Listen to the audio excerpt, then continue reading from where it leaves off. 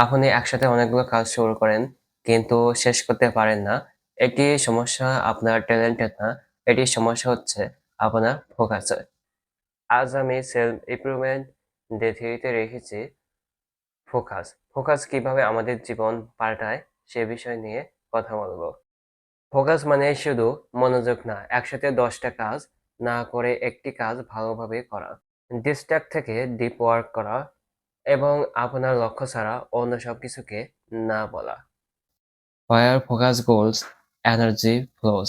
Barnsley বলেন, "The successful warrior is the average man with laser-like focus." অর্থাৎ, সফল মানুষ কোনো অসাধারণ না, তার একাগ্রতাই অসাধারণ। সেনেকা বলেন, "To be everywhere is to hawire." অর্থাৎ, একসাথে সব জায়গায় মন দিলে কোথায়ও সফল হওয়া যায় না। আল্লাহ তাআলা কোরআনুল মাজিদে সূরা নাজমের মধ্যে বলেন, মানুষ তাই পায় যা সে চেষ্টা করে।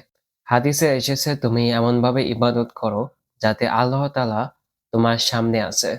এখান থেকে আমরা বুঝতে পারি একাগ্রতা ও মনোযোগের মাধ্যমে ইবাদতের সৌন্দর্য ফুটে ওঠে। স্টিভ জবস বলেন, focus is about sayings to. অর্থাৎ ফোকাস মানে শুধু গুরুত্বপূর্ণ নয়, এমন কিছুকে না বলা।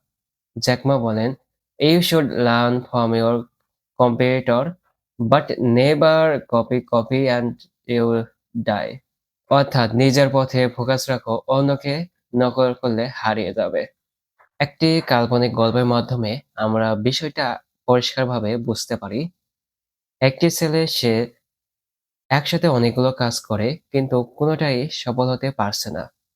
সে একদিন ঘরের জানালা দিয়ে দেখল একটি চিল পাখি তার টার্গেট অনুযায়ী তার শিকারকে ধরল, এবং ছেলেটি তখন থেকেই বুঝতে পারল আসলে আমাদের ফোকাস থাকা দরকার একটিতে, তাহলে আমাদের সফলতা আসবে। এই গল্প থেকে শিখতে পারি ফোকাস ইকুয়াল টু সাকসেস।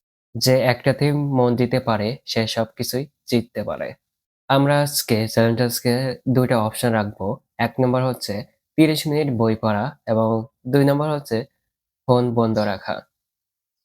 আপনি যদি বই পড়েন তাহলে ২৫ মিনিট বই পড়ুন এবং ৫ মিনিট ব্রেক রাখুন এবং মাল্টিটাস্কিং বন্ধ রাখুন। আর যদি আপনি ৩০ মিনিট মনোযোগ দিয়ে কাজ করেন তাহলে আপনি অন্যদের চাইতে ১০ গুণ এগিয়ে থাকবেন। আমরা ডে 4 এ রেখেছি টাইম ম্যানেজমেন্ট। যদি আমাদের কনটেন্টগুলো ভালো লাগে তাহলে অবশ্যই সাবস্ক্রাইব, ফলো, শেয়ার এবং লাইক দিয়ে পাশে থাকুন।